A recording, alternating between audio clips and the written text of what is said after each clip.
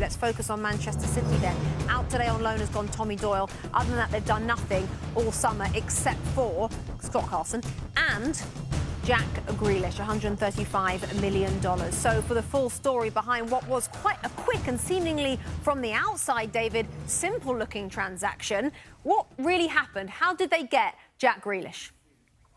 It was a record deal, the first ever £100 million deal, Rebecca, in Premier League football. It was executed to perfection from all parties, I would say. Manchester City always had their eye on Jack Grealish. They weren't allowed to know there was a release clause, which is very different to what you see in the USA. Jack Grealish and Aston Villa knew it was in the contract that he signed a year earlier.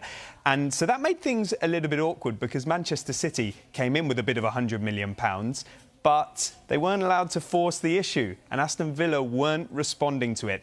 Now, this was a unique transfer in that the negotiations took place at ownership-to-ownership level, and that is virtually unheard of. They got to a good place, but still Villa were reluctant, and there was a point at which Jack Grealish was going to have to say to Aston Villa, you need to accept this. I know there's a bid coming for me, and if not, we might have to take this legal, which nobody wanted to do from any side of this. And so they played ball, and eventually Aston Villa agreed to let him go. But not until he had trained with Aston Villa. He had to get changed, go out by the side of the pitch, and then finally travel to Manchester. He was surprised with the number 10 shirt. He wanted a different number, Paul Gascoigne's number 19 shirt. And he's going to be paid a huge amount of money, £300,000 a week, and Manchester City see him as a star of the future. David, thank you very much. Back with David very soon. Quick line for you. Arsenal fans will be interested to know that Hector Bellerin has joined Real Betis on loan. Apparently he's taking a pay cut to head to Spain, trying to get his career back on track. Manchester City then didn't get Harry Kane, got their Grealish, so no striker. Concerned?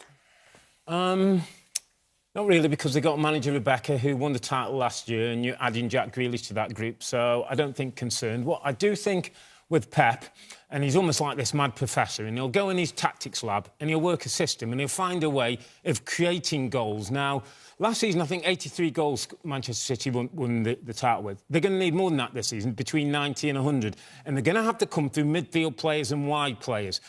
Ferran Torres has had an interestingly good start to the season, as does Gabriel Jesus. And I just wonder if the no Aguero, the no Kane in the place might allow somebody else to come good, to become that guy who's not an out-and-out centre-forward, but in the false nine, in a Pep kind of system, can get them the goals that they'll need. So they couldn't get Kane. Other options, maybe Robert Lewandowski, Haaland, maybe, but he doesn't really tend to buy the likes of Lewandowski, does he? So what do you think about the striker situation, Tim? Well, look, I think they're in a great position to win the title. Do I think they will? No, because I think Chelsea have gone out and gotten Lukaku, and that's the real marker. But Pep's going to play without a true number 9.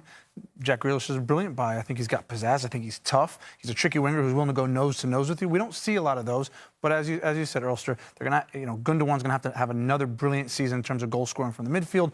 Raheem Sterling's going to have to come up with the goals. Look, I think they'll go close, but I do definitely think Kane was the one they needed. Do you think lack of goals will be the problem? Do you think that will stop them? Well, you said they're going to need a lot of goals, simply because I do think Chelsea are going to outscore everybody. So in the end, yes, probably just be the lack of goals. It's interesting, Robbie, because they wanted Kane. They really did want him. They wanted a striker, and they've ended up without one. Right. So there has to be a concern. Yes, I would be concerned about it, given what the others have done in the market. Look at all the other clubs in that top 4 now. They've got legit centre forwards.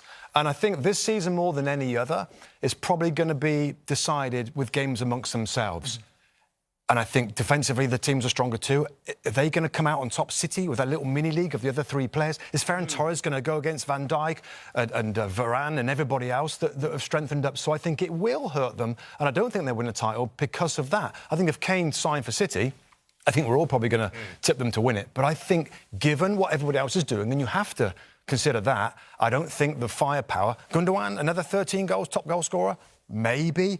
I just don't think... I think they need more. And I do hear your point, but Pep as a manager will still believe he can work a system and a way of playing that he'll He's get got the no goal choice to win to it. believe. He's got to Which believe he's in done that. last season, which he's done already. But the point is, it's different, isn't it? I Yeah. think this season is the different. stakes are higher. So if he can do it this year, that's like, wow, well done, given the strikers on the other teams. But your point is well taken.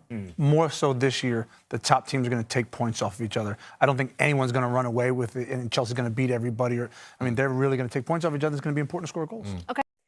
Hi there, I'm Rebecca Lowe, studio host for NBC's coverage of the Premier League. Don't forget to hit subscribe to watch highlights all season long, and be sure to tune in for Premier League mornings every weekend at 7 a.m. Eastern. And for even more content, head over to Peacock, where we've got live games, original series, and a dedicated round-the-clock Premier League channel featuring studio shows, classic matches, and much more.